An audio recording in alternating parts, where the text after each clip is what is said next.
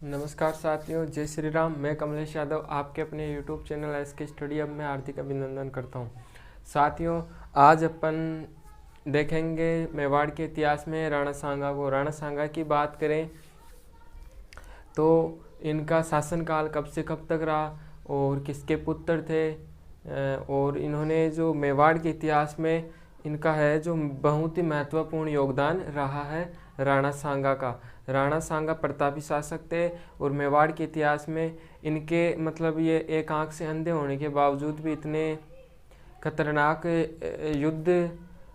युद्ध करने में माहिर थे कि एक जो अपने शासक बाबर, इब्राहिम लोदी, इनको भी इन्होंने युद्ध में पराजित किया था। तो आज देखेंगे राणा सांगा के बारे में और इनका एक अलग से ही टॉपिक लेकर चलेंगे। अपन बात करें राणा सांगा की तो इनका शासनकाल 1509 से 1528 तक रहा था। कब से कब तक रहा था? 1509 से लेकर 1528 तक राणा सांगा का जो शासनकाल रहा, कार्यकाल रहा। इनके पिता की बात करें तो इनके पिता का नाम था रायमल और इनकी माता का नाम बात करें तो उनका नाम था रतन कंवर। और इनके जो पुत्र थे, इनके पुत्र के क्या क्या नाम थे? 4 पुत्र थे इनके, भोजराज, रतन सिंह और विक्रमादित्य और उदय सिंह। क्या क्या नाम थे? भोजराज, रतन सिंह, विक्रमादित्य और एक उदय सिंह। उदय सिंह वही उदय सिंह है जिनको पन्नाधाय ने अपने पुत्र चंदन का बलिदान देकर उदय सिंह की रक्षा की थी। और बात करें अपन जो राणा सांगा है या संग्राम सिंह है, इनका 2 भाई थे, जयदेव और पृथ्वीराज सिसोदिया। वो बहुत ही मतलब जो शासन के लिए भाई मैं राजा बनूं इस चक्कर में इनको मारना चाहते थे। तो इनके प्रारंभिक आश्रयदाता राणा सांगा के प्रारंभिक आश्रयदाता अजमेर के जो पंवार शासक थे और उनका नाम क्या था? करमचंद पंवार थे श्रीनगर के। उन्होंने इनको प्रारंभिक आश्रय दिया था और इनकी रक्षा की थी उन 2 भाइयों से। तो ठीक है साथियों, अब चलते हैं अपन आज के टॉपिक की ओर। बात करें किसकी बात कर रहे हैं अपन? मेवाड़ के इतिहास की। किसकी बात कर रहे हैं? मेवाड़ की बात कर रहे हैं। मेवाड़ की भी बात करें, नहीं दिख रहा।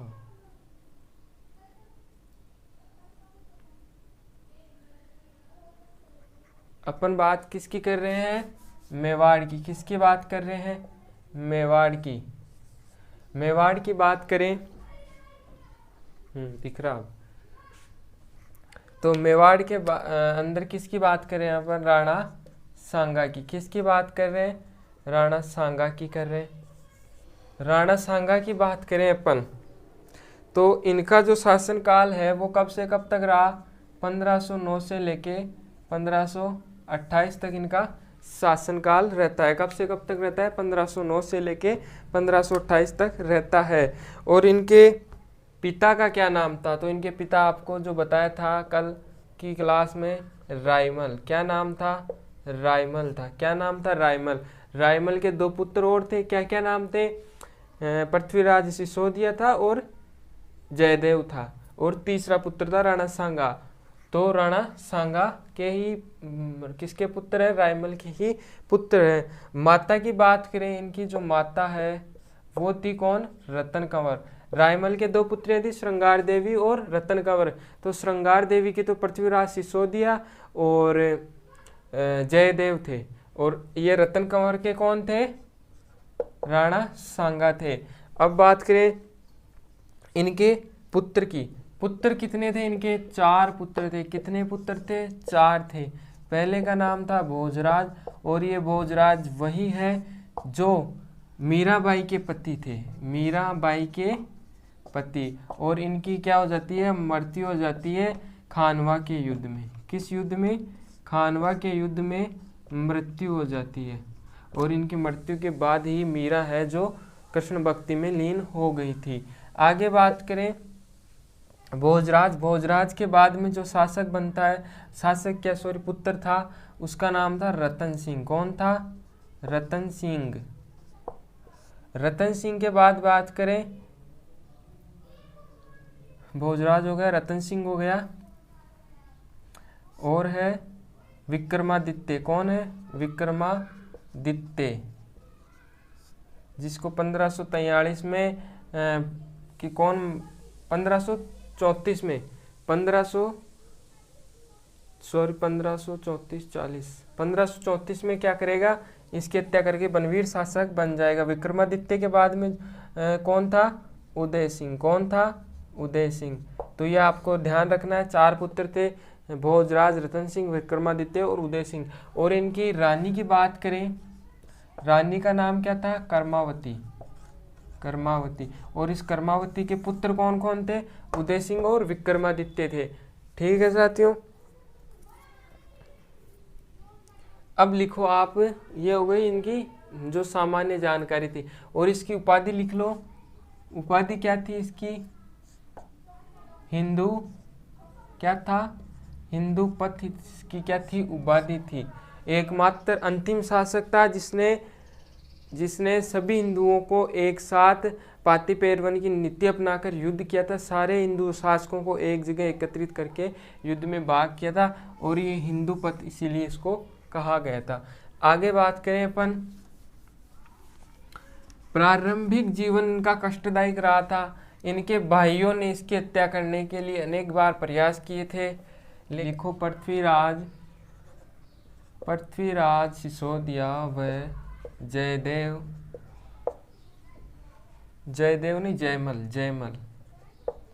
जयमल दोनों सांगा के विरोधी बन गए। दोनों क्या बन गए? सांगा के विरोधी बन गए। ठीक है, फिर लिखो, दोनों भाई सांगा को मारना चाहते थे। दोनों भाई सांगा को मारना चाहते थे, लेकिन इसीलिए राणा सांगा अजमेर के करमचंद पवार के यहाँ सांगा ने अपनी जान बचाने के लिए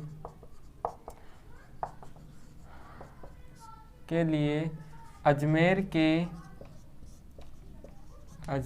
के करमचंद पवार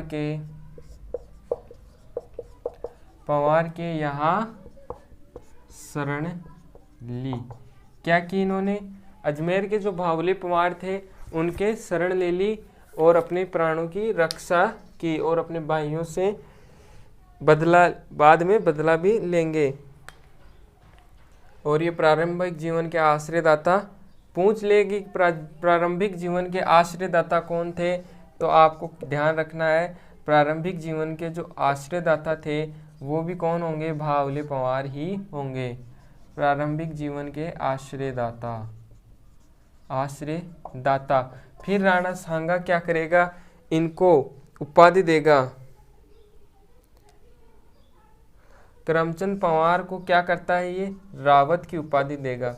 रावत की उपाधि प्रदान की सांगा ने बाहुबली पवार को रावत की उपाधि प्रदान की। फिर क्या होगा? 1509 के अंदर, कब? 1509 के अंदर जो है वो राज्याभिषेक होगा। क्या होगा? राज्याभिषेक होगा। किनका होगा राज्याभिषेक? राणा सांगा का होगा। कब होगा? 1509 में होगा। कब होगा? 1509 में। तो लिखो दोस्तों आगे, 1509 में राणा सांगा का राज्याभिषेक हुआ। क्या होगा? राज्याभिषेक हुआ। कब हुआ? 1509 में राणा सांगा का राज्याभिषेक हुआ। इस समय जो समकालीन शासक थे, समकालीन शासक कौन कौन से थे, आपको याद रखना है समकालीन शासकों के बारे में। दिल्ली का तो कौन था, पूछ ले, राणा सांगा के समय दिल्ली का शासक कौन था, तो दो हुए थे। एक तो था, पहले तो था कौन, सिकंदर लोदी। सिकंदर लोदी की क्या हो जाती है, मृत्यु हो जाती है, और फिर शासक कौन बनेगा, इब्राहिम लोदी दिल्ली का शासक बनता है। फिर बात करें गुजरात की बात करें, गुजरात का कौन होगा, मोहम्मद शाह बेगड़ा। कौन था, मोहम्मद शाह बेगड़ा। और फिर कौन बन जाएगा, मुजफ्फर शाह अगला शासक बन जाता है। फिर है मालवा के बारे में, मालवा का कौन था उस समय, तो मालवा की बात करें, पहले तो था नासिरुद्दीन। कौन था, नासिरुद्दीन। और फिर बन जाएगा कौन, मोहम्मद खिलजी बन जाएगा अगला शासक। अब बात करें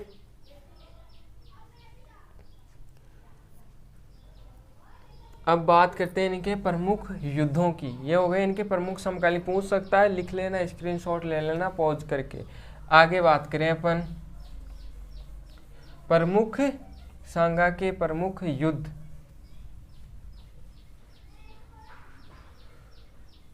तो लिखो राणा सांगा के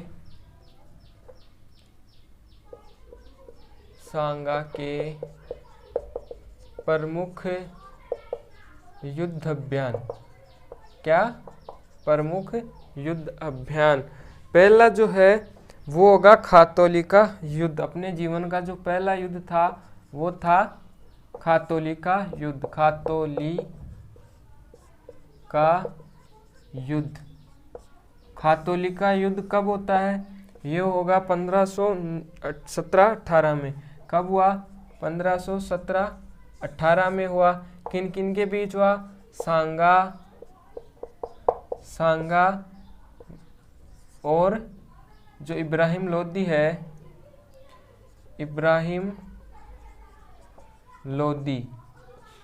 खुद थोड़ी आएगा लड़ने, इब्राहिम लोदी के बीच में हुआ था।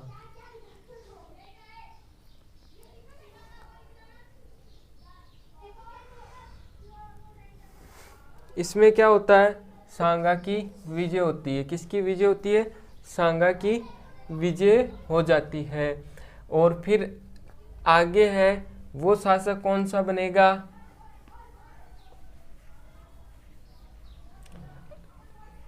सांगा। फिर ये भाग जाता है इब्राहिम लोदी। फिर होता है बांडी का युद्ध। दूसरा युद्ध होता है कौन सा, बांडी का युद्ध। ये कब होगा, ये 1518-19 में होगा। कब होगा, 1518-19 में होगा। और बांडी है कहाँ, बांडी है धौलपुर में होता है। और ये युद्ध किन किन के मध्य होगा, सांगा और इसने भेजा अपना सेनापति इब्राहिम लोदी का सेनापति। वह उसका क्या था, बहनोई था। क्या था, बहनोई। मियां मक्खन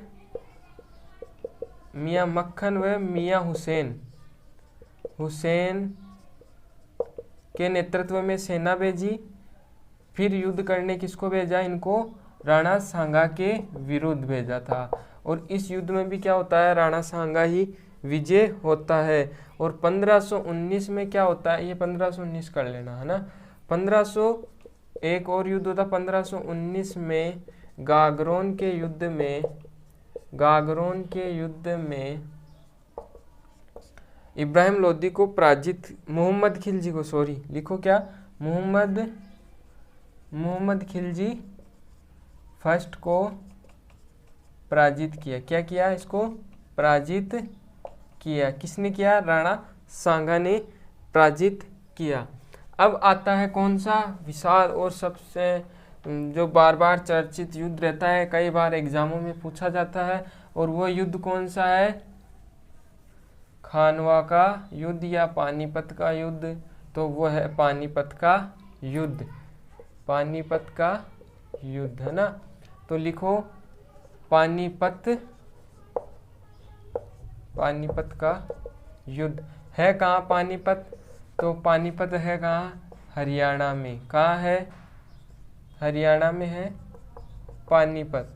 और कब होता है ये युद्ध, ये होता है 1526 में, 21 अप्रैल 1526, 21 अप्रैल 1526 में ये युद्ध होता है। कब होता है, 21 अप्रैल 1526 में होता है।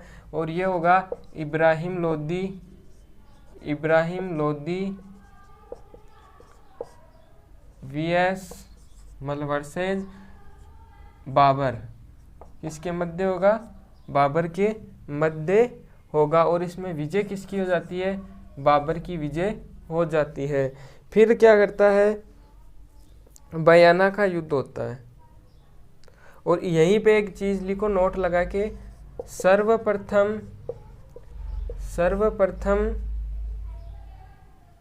1526 में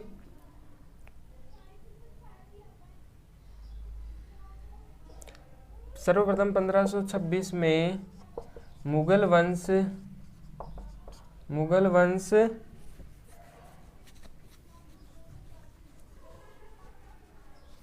भरतपुर व यूपी से आया। कहाँ से आया, भरतपुर और यूपी से आया। अब आगे बात करें अपन सांगा वर्सेस बाबा के मध्य जो युद्ध होता है, ये तो किन किन के मध्य था, इब्राहिम लोदी और बाबर है। और बाबर विजय होकर दिल्ली का सम्राट बन जाता है। दिल्ली का सम्राट कौन बनेगा, बाबर बन जाएगा। अब पानीपत के युद्ध के बाद में आता है खानवा का बयाना का युद्ध।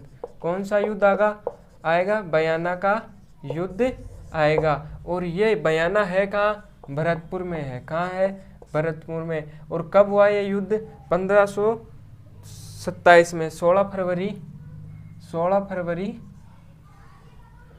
1526 27 लिखो, 1527 में ये युद्ध होता है।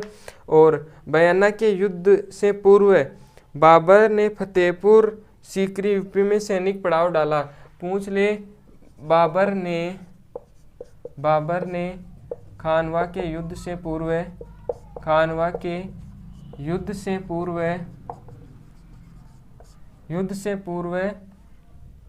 कहाँ सैनिक पड़ाव डाला था, फतेहपुर सीकरी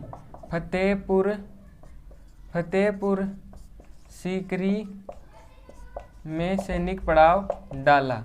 कहाँ डाला, सैनिक पड़ाव डाला फतेहपुर सीकरी में पड़ाव डाल। और है कहाँ फतेहपुर सीकरी, ये है यूपी में। कहाँ है, ये यूपी में है। आगे बात करें तो बाबर ने अपने बहनोई मेहंदी ख्वाजा के नेतृत्व में मुगल सेना भेजी। खुद नहीं आया था लड़ने, अपने बहनोई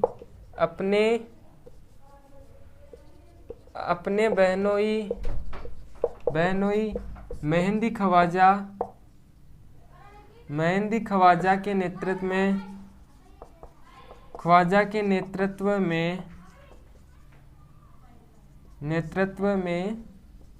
सेना भेजी। खुद नहीं आया, सेना भेजी है ओनली। फिर है मेहंदी ख्वाजा ने बयाना के दुर्ग पर अधिकार कर लिया। मेहंदी ख्वाजा ने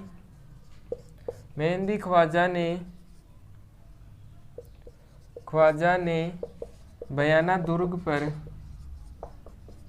दुर्ग पर अधिकार कर लिया। किसने कर लिया, मेहंदी ख्वाजा ने बयाना के दुर्ग पर अधिकार कर लिया।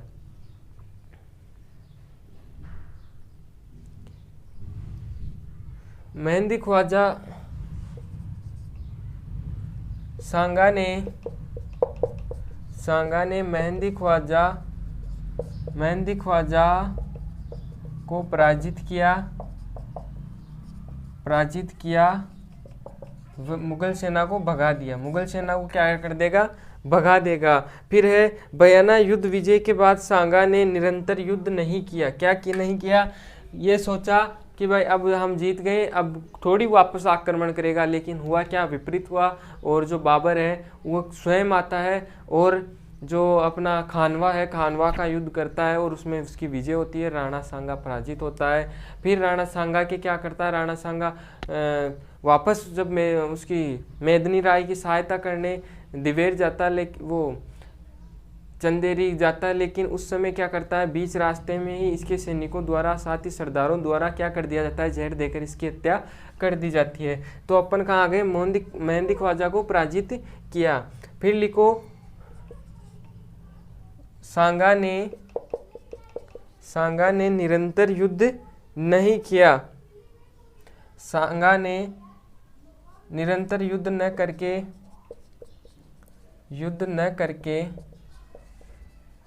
1 माह तक भूसावर ठहरा रहा। कई बार पूछा गया है कि बयाना के युद्ध के बाद में राणा सांगा है कहाँ ठहरा था, तो आपको याद रखना है कहाँ ठहरा था, भूसावर ठहरा था। कहाँ ठहरा था, भूसावर। आगे बात करें अपन, फिर होगा खानवा का युद्ध। खानवा का युद्ध कब होता है, आप सभी को पता होगा, 1527 में ही होता है। मार्च 1527 में खानवा का युद्ध होता है। बाबर की विजय होती है, राणा सांगा पराजित होता है। और इसका कारण क्या था, उसने जो राणा सांगा ने क्या जिहाद की नीति अपनाई और इन्होंने पाती पैरवन की नीति अपनाई थी। तो लिखो खानवा का युद्ध। कौन सा युद्ध आएगा, खानवा युद्ध। कब होता है खानवा का युद्ध, खानवा का युद्ध होता है 17 मार्च 1527 को। 17 मार्च 1527 को खानवा का युद्ध होता है। और खानवा का युद्ध आप सभी को पता होगा, सांगा और बाबर के मध्य होता है। बाबर की क्या होगी, विजय होगी। फिर कौन है, बाबर, क्या विजय होगी बाबर की। और इस युद्ध के बारे में बात करें अपन, बाबर ने इस युद्ध में जिहाद की नीति अपनाई।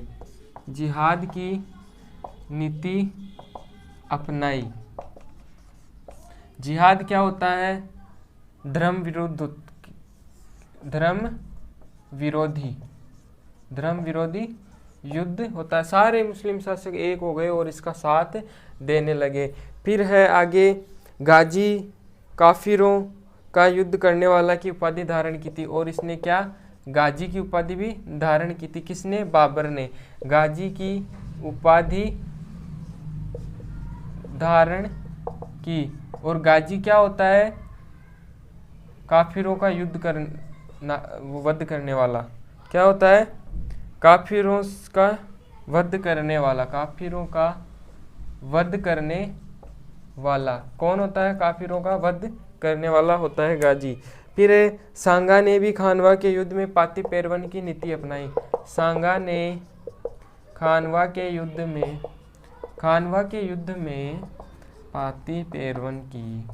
पाती पैरवन की नीति अपनाई। क्या होता है पाती पैरवन,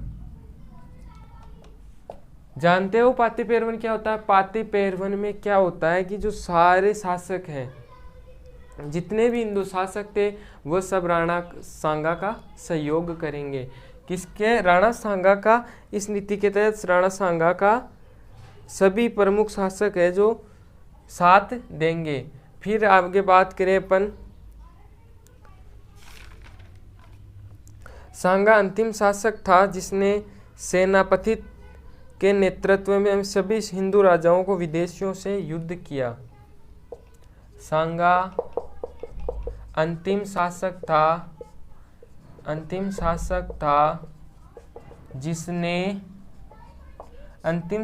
था जिसने सेनापति के रूप में सभी हिंदू शासकों के साथ विदेशियों से युद्ध किया। विदेशी शासकों से युद्ध किया। किसने किया? राणा सांगा ने किया। आगे बात करें, और इसीलिए क्या कहा जाता है? राणा सांगा को हिंदूपत कहा जाता है। इसीलिए राणा सांगा को हिंदूपत कहा जाता है। किस लिए कहा जाता है? कि इसने पातिपेरवन की नीति बनाई, सारे शासकों को एकत्रित करके युद्ध लड़ा बाबर के विरुद्ध। फिर क्या है, इसमें जो प्रमुख शासक थे, जो आमेर का पृथ्वीराज कछवाहा था, उसने सांगा का किया, और जो मालवा का है, और एक अलवर जो मेवात है, मेवात का कौन था? हसन खां मेवाती। हसन खां मेवाती ने सहयोग किया था। एकमात्र मुस्लिम शासक था जिसने खानवा के, लिखो, एकमात्र मुस्लिम शासक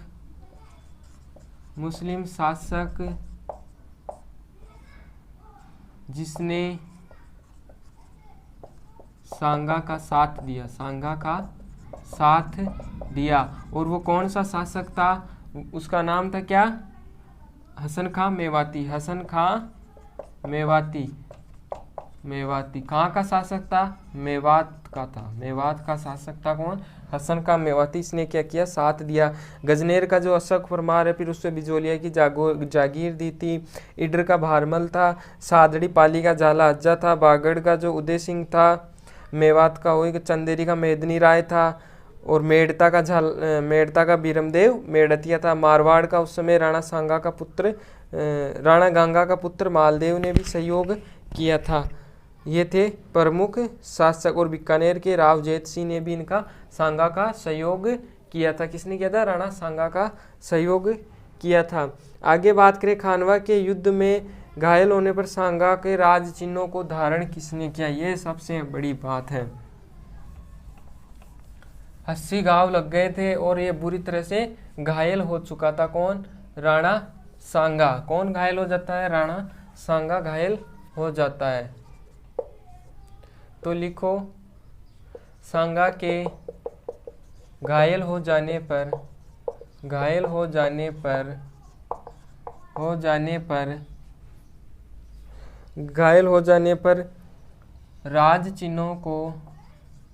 राज चिन्हों को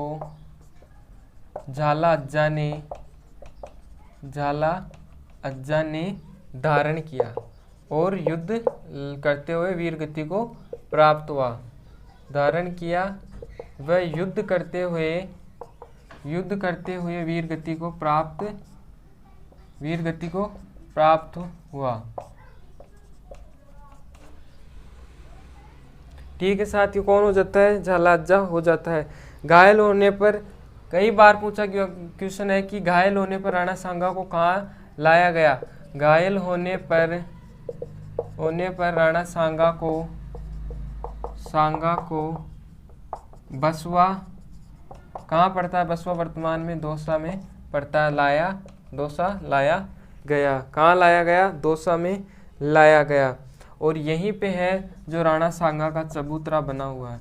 पूछ ले, राणा सांगा का चबूतरा कहाँ बना हुआ है? तो बसवा दौसा में ही बना हुआ है। आगे बात करें, खानवा के युद्ध में बाबर राणा सांगा की सेना का अनुपात क्या था सेना का? वो भी आपको याद रखना है। पूछ ले, राणा सांगा और बाबर का कितना था? तो 2:1 था। ऐसे पूछ ले, बाबर और सांगा का कितना था? तो 1:2 था। घुमा के पूछेगा, ध्यान रखना। बाबर सांगा अगर दे तो 2 था और बाबर की कितनी थी? 1 थी। ऐसे याद रखना आपको, है ना। फिर आगे है सांगा, और ये किसके अनुसार है? A.L. श्रीवास्तव के अनुसार। किसके अनुसार है? A.L. श्रीवास्तव के अनुसार है। आगे बात करें, राणा सांगा 30 जनवरी 1928 सांगा 30 जनवरी 1528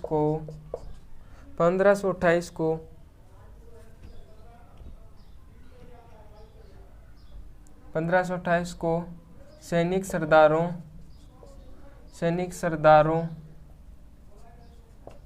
सरदारों द्वारा जहर देने के कारण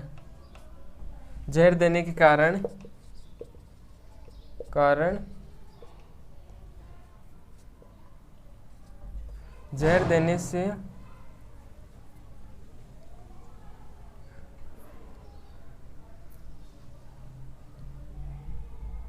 देकर मार दिया गया या हत्या कर दी गई। किसकी? राणा सांगा की। फिर है इसकी मृत्यु कहाँ पर हुई थी? आपको ये पता है, जहर तो दे दिया गया, फिर मृत्यु कहाँ हुई थी इसकी? कालपी यूपी में जो है राणा सांगा की मृत्यु होती है। और बात करें, कहाँ लिखूँ, यहाँ लिख देता हूँ ना, कालपी यूपी में मृत्यु होती है। और फिर मांडलगढ़ भीलवाड़ा में इसका अंतिम संस्कार होता है। अंतिम संस्कार कहाँ होता है? मांडलगढ़ भीलवाड़ा में क्या होता है? इनका अंतिम संस्कार होता है। यहीं पे राणा सांगा की छतरी बनी हुई है। ठीक है, आगे देखते हैं अपन।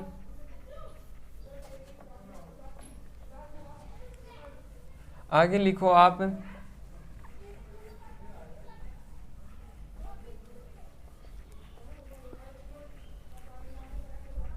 राणा सांगा की मृत्यु हो जाती है। फिर है खानवा के युद्ध में सलहदी कंवर, और हाँ, खानवा के युद्ध में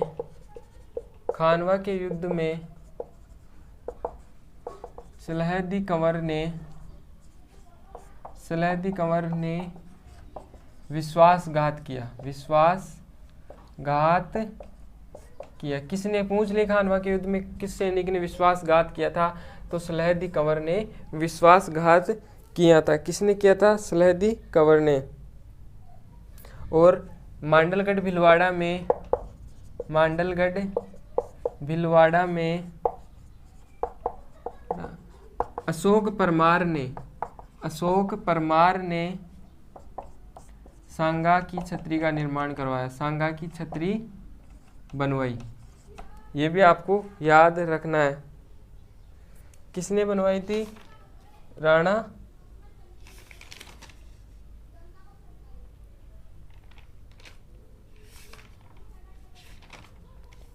फिर राणा सांगा की अधूरी छतरी भी है एक। राणा सांगा की, लिखो, राणा सांगा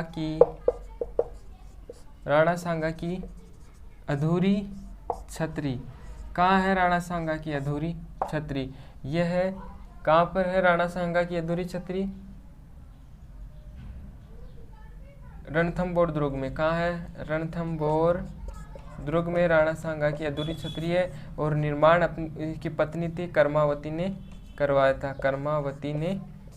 किसने करवाया था? निर्माण रानी कर्मावती ने करवाया था।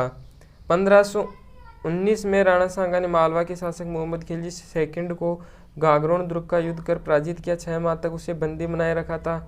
ये भी आपको ध्यान रखना है। फिर एक कर्नल जेम्स टोड ने, नोट लगाकर लिखना, कर्नल जेम्स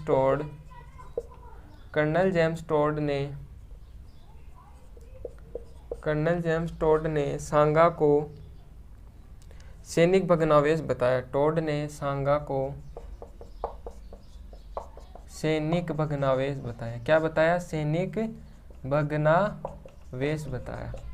पूछ ले, सैनिक भग्नावेश के नाम से कौन सा शासक विख्यात है? तो कौन था? राणा सांगा था। किसने कहा?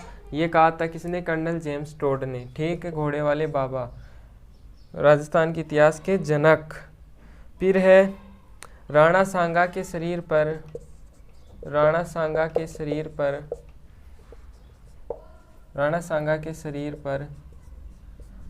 पर कुल 80 घाव थे। कुल कितने घाव थे?